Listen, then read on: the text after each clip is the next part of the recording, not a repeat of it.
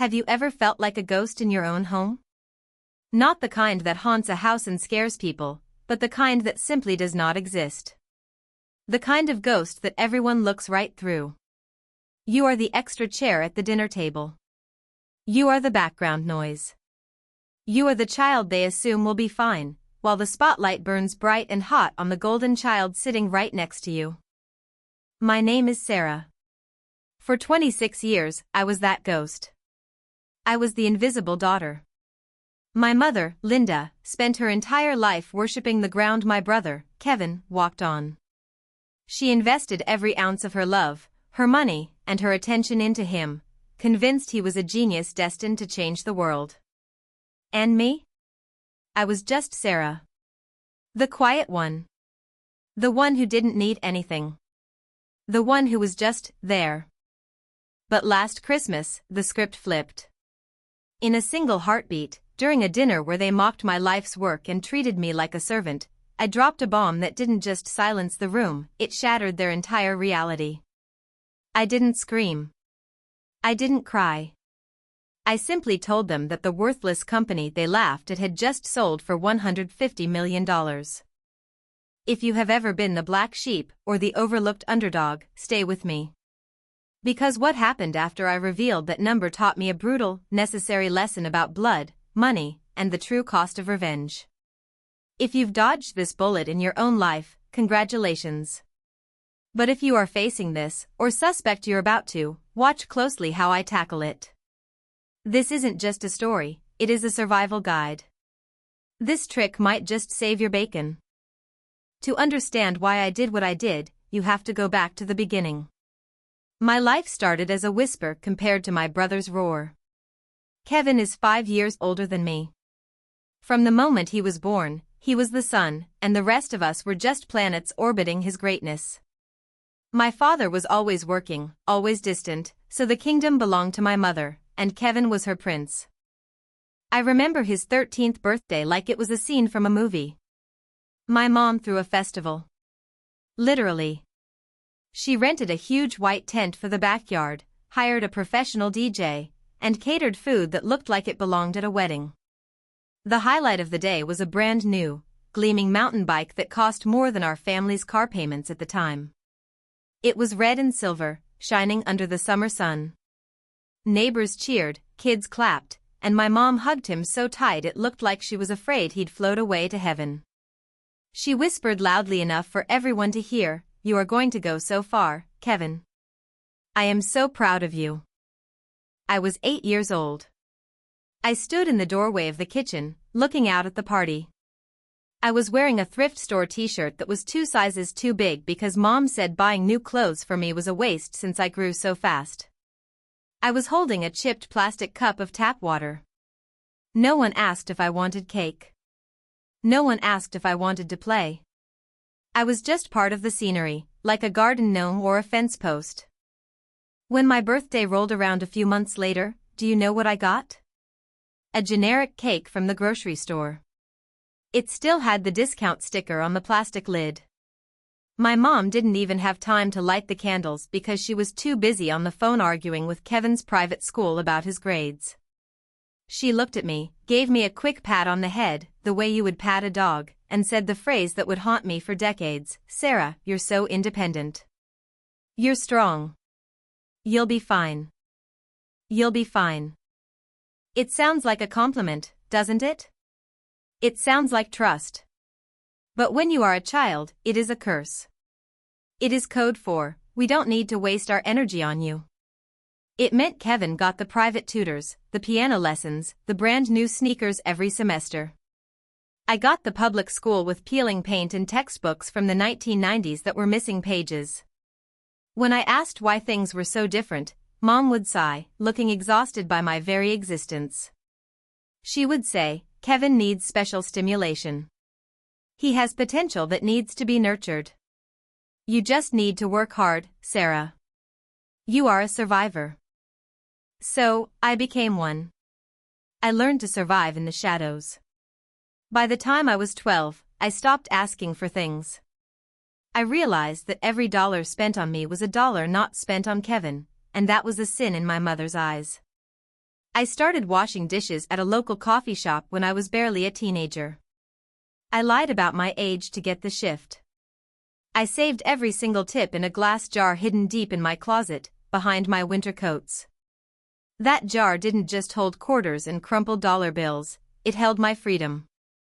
When college came, the gap between us didn't just widen, it became a canyon. I got into the University of Washington with a partial scholarship for computer science. I was ecstatic.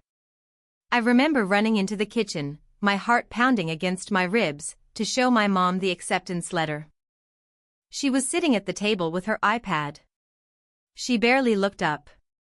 She glanced at the logo on the letter, said, "That's nice, honey," and immediately asked if I could help her proofread Kevin's application essay for Stanford.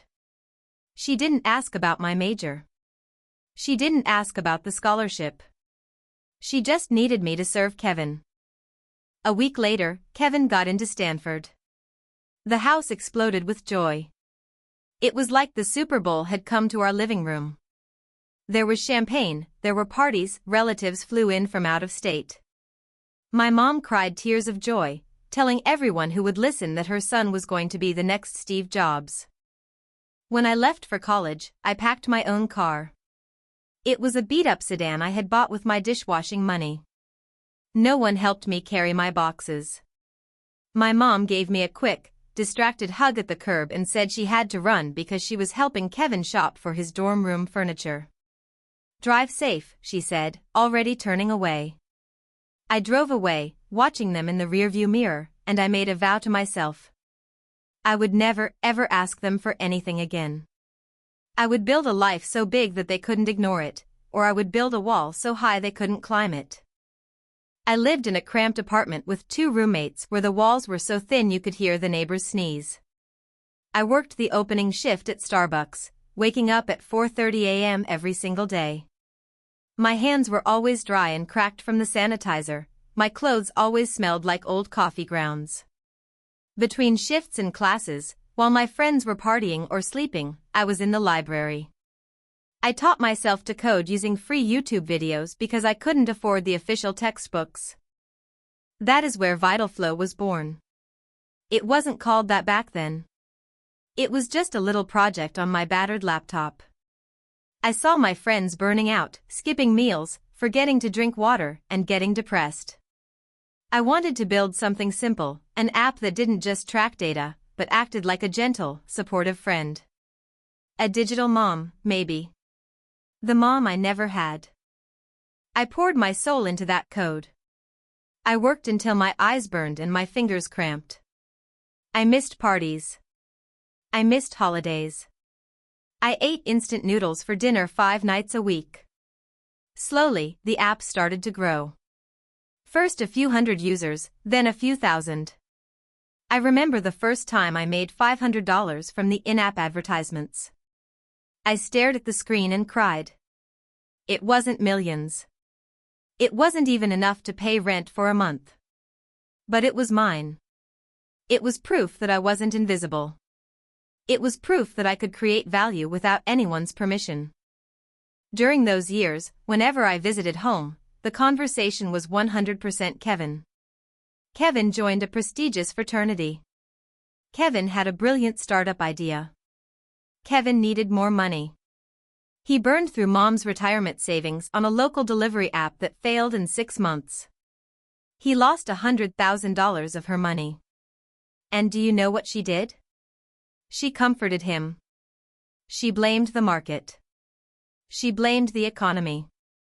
She blamed the customers for not getting it. She never blamed him.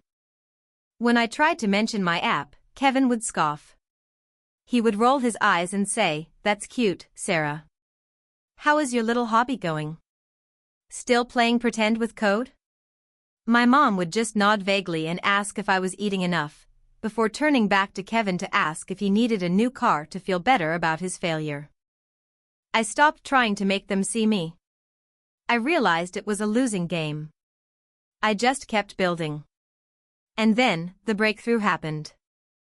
A massive healthcare conglomerate, let's call them North Star, noticed VitalFlow. They didn't just want the technology, They wanted the community I had built. They saw the engagement, the trust, the millions of users who relied on my app every day. They approached me with a deal. The negotiations took months. I was 26 years old, sitting in glass-walled boardrooms with men twice my age, men in expensive suits who thought they could intimidate me. But they didn't know I had been fighting for my existence my whole life. I fought for every percentage point. I fought for my team. And I won. They bought Vital Flow for $150 million. I signed the papers alone. No family to celebrate with. No champagne. After taxes and huge bonuses for my loyal team who had stuck with me from the beginning, I walked away with $90 million in liquid cash. I sat in my car in the parking lot of the law firm and just breathed. I looked at the bank app on my phone. The number was so long it required a comma. I could buy my mother's house 10 times over. I could buy Kevin's dream life with a single signature. But I didn't call them. Not yet. My therapist gave me a piece of advice that changed everything. She said, "Sarah, go home for Christmas. But do not go as the daughter seeking approval. Treat it like an experiment. Go to observe them. See them for who they really are. Gather the data. And then, you will finally be free." So, I booked a flight to Seattle. I rented a luxury car, but I parked it a block away from their house so they wouldn't see it. I walked up the driveway, and it was like stepping into a time machine. The peeling blue paint, the overgrown lawn, the same smell of roasting turkey wafting through the door. And inside, the shrine of photos dedicated to Kevin on the mantle. Kevin at graduation. Kevin playing soccer. Kevin shaking hands with a local politician. There were no photos of me. Not one. I walked in, and there was Kevin, lying on the couch, watching football, drinking a beer. He was wearing socks with holes in them. He looked up at me, scanned my outfit, and smirked. "Well, look who it is," he said, his voice dripping with sarcasm. "The coding queen returns. Still wasting your time on that little app thing? Or did you finally get a real job?" My mom came out of the kitchen. She was wiping her hands on a floral apron. She didn't hug me. She handed me another apron immediately. "Sarah, thank goodness you're here. Put this on. Help me with the potatoes. Kevin is exhausted, he's been brainstorming all week for his new business. He needs to rest." I took the apron. I put it on. I went to the sink and started peeling potatoes. I played the role. I wanted to see how deep the rot went. I wanted to see how far they would push it. Dinner was the breaking point. The table was set exactly as it had been when I was a child. Kevin at the head of the table. Mom next to him. Me on the side, near the kitchen door, so I could get up and fetch things easily. My mom served Kevin first, giving him the biggest turkey leg. She poured his wine. Then she sat down and started the show. So, she began, beaming at Kevin. "Tell Sarah about your new plan, honey." Kevin sat up straighter, puffing out his chest. "Well," he said, "I'm launching an online sports gear store. It's going to be huge. The market is wide open. I just need a little capital to get the inventory." "It's brilliant," my mom chimed in. "I'm going to help him get it off the ground. I've been talking to the bank. I'm thinking of refinancing the house to give him the startup money. He just needs one big break and he will be a millionaire." I froze. The fork halfway to my mouth stopped. "Mom," I said, trying to keep my voice calm. "You're 60 years old. You have almost no equity left. You're going to mortgage your house? Again? After he lost the last investment?" Kevin slammed his fork down on the table. The noise made the glasses jump. "Shut up, Sarah," he snapped. "You don't understand business. You play with safe little apps and earn pennies. I take risks. That's why I'm going to be rich and you're going to be average. My mom looked at me, her eyes cold and disappointed. Sarah, be supportive. We are family. Actually, since you're working now, maybe you can contribute? Kevin needs about $20,000 to start. Consider it an investment in the family future. The audacity hung in the air like toxic smoke. They wanted my money, the money from the job they mocked, to fund his delusion. They wanted me to pay for the privilege of being ignored. Kevin laughed, swirling his wine in the glass, looking at me with pure contempt. Don't bother, Mom. She probably makes minimum wage on that worthless company of hers. She can't afford to help. What is your little app worth, Sarah? 5 grand? 10 grand? Maybe you can sell it and come work for me as a secretary. Worthless. That was the trigger word. That was the moment the bridge burned. I set my glass down. I picked up a napkin and wiped my mouth. I looked Kevin dead in the eye. Then I looked at my mother, who was waiting for me to submit, to open my wallet, to be the good little invisible daughter she had trained me to be. Actually, I said, my voice steady, calm, and clearer than it had ever been in my life. I sold my company. The room went silent. You could hear the hum of the refrigerator in the next room. Kevin snorted, a short, ugly sound. You sold it? To who? Some idiot? For what? Enough to buy a used Honda Civic? My mom stared at me, blinking. You sold it? Really, Sarah? Yes, I said. I sold it to North Star Healthcare Group. And? Kevin challenged, doing air quotes with his fingers, mocking me. How much did you get for your little hobby? Did you make enough to pay for dinner? I let the silence stretch. I wanted them to feel it. I wanted this moment to be burned into their memories forever. $150 million, I said. Kevin's jaw literally dropped. It wasn't a figure of speech. His mouth hung open, his eyes bulging. My mom's face went completely white, like all the blood had been drained from her body. The fork slipped from her hand and clattered onto the fine china plate with a loud crash. That's not funny, Mom whispered, her voice trembling. That is not a nice joke, Sarah. You're lying. I'm not lying, I said. I reached into my pocket, pulled out my phone, and opened my banking app. I tapped the screen to show the balance. I placed the phone in the center of the table, right next to the turkey. The screen brightness was up. The numbers were undeniable. A long string of digits, with commas in all the right places. Kevin grabbed the phone. His hands were shaking so hard he almost dropped it into the gravy. He scrolled. He refreshed the page. He looked at the transaction history. He looked up at me, and for the first time in his life, I saw fear in his eyes. Pure, unadulterated fear. This is real, he choked out. It's real, I said. That is the post-tax amount. It sits in my account. It is all mine. The dynamic in the room shifted so fast it made me dizzy. My mom suddenly burst into tears. But they weren't tears of apology. They were tears of greed. She reached across the table, knocking over the salt shaker, trying to grab my hand. Oh, Sarah. My baby. My sweet, brilliant girl. I knew it. I always knew you were special. Did you hear that, Kevin? Your sister is a genius. We are saved. She looked at me with a hunger I had never seen before. It was like looking at a wolf that had just found fresh meat. This is a miracle. Now we can really help Kevin. We can buy a bigger house. We can travel. We can. I stood up.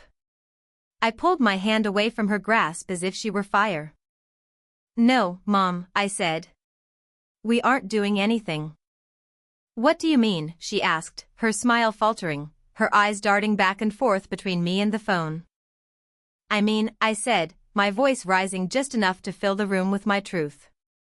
You spent 20 years ignoring me. You called my company worthless 10 minutes ago. You mocked me. You treated me like a servant in this house. You fed me leftovers while you gave him feasts. And now? Now that you see the zeros in my bank account, suddenly I'm your baby? Suddenly I'm a genius? We're family. Kevin shouted, standing up, his face red with anger and humiliation. You have to help us. I need that capital. You owe us. We raised you. We put a roof over your head. You didn't raise me, I corrected him, looking him up and down. I raised myself while you were busy being crowned the king. And Mom? You didn't invest in me. You bet everything on Kevin.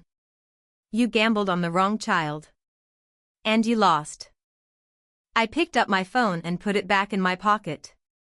The weight of it felt good. It felt like armor. I am not your bank, I told them. I am not your backup plan. And I am definitely not worthless anymore. Sarah, wait. My mom pleaded, stumbling out of her chair, reaching for me. Don't leave like this. It's Christmas. We can talk about this. We can work out a plan. Merry Christmas, I said. I walked out of that dining room. I walked out the front door. I got into my car, and I drove away. I left them sitting there with the cold turkey, the unopened wine, and the brutal truth. But the story didn't end there. The fallout was messy. A week later, I got a letter from a lawyer. Kevin and Mom were suing me. They claimed parental support and demanded $3 million for the cost of raising me. They listed housing, food, and emotional distress. It was pathetic. It was desperate. I didn't settle. I fought back. My lawyer, who is excellent, sent a reply attached with a forensic accounting record. We listed every single tuition payment made for Kevin, every car, every bailout, every vacation, totaling nearly $500,000 over the years. Next to my name? The column was almost empty. We threatened to release this financial record to the press and to the neighbors if they didn't drop the lawsuit immediately. They dropped it the next day. Kevin lost everything. Without Mom's bailout money, because she had no more money to give, he lost his apartment. His business never launched. He had to get a real job at a retail store, stocking shelves, where he couldn't play the genius anymore. Someone filmed him having a meltdown at work, screaming at a customer, and it went viral locally. He was fired. My mom had to downsize. She sold the house where I was a ghost, to pay off Kevin's debts. She moved into a small apartment. She sends me letters sometimes. Long, handwritten letters apologizing, saying she misses me, saying she wants a second chance. But if you read closely, the letters always end with a request. A request for a little help with the medical bills, or a small loan for a car. I never reply. I am currently recording this from a balcony in Hawaii. The ocean is blue, the air is warm, and I am at peace. I didn't keep all the money for myself.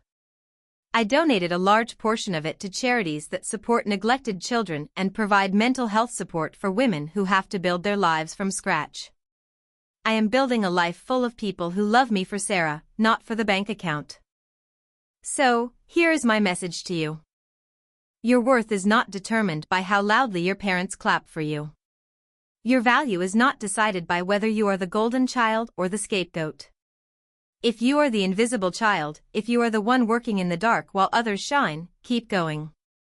Use their neglect as fuel. Use their silence as your focus. Build your own empire. And when you finally make it, and I know you will, don't let them take credit for the flight when they were the ones clipping your wings. You do not owe your abusers forgiveness. You do not owe them your success. You owe yourself the happiness they tried to deny you. If you were in my place, would you have given them the money? Would you have bought their love just to have a family? Or would you have walked away to save your soul? Comment the word freedom below if you would choose yourself. Don't forget to like this video if you believe in justice, and subscribe to the Su Kanya Method for more stories about turning pain into power. I see you, even if they don't. And remember, the best revenge is not anger, it is a life well lived. Thank you for watching.